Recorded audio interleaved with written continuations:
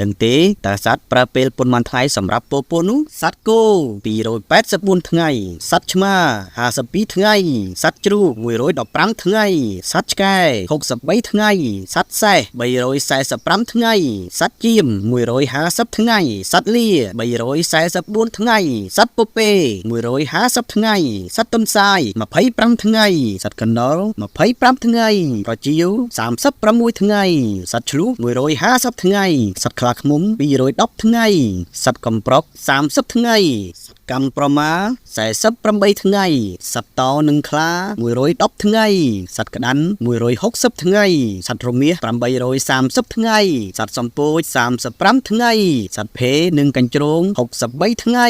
សត្វដំរី650ថ្ងៃសត្វអូត320ថ្ងៃសត្វផ្សោត240ថ្ងៃហើយនិងសត្វកវែងជីរ៉ាហ្វ440ថ្ងៃ Follow for more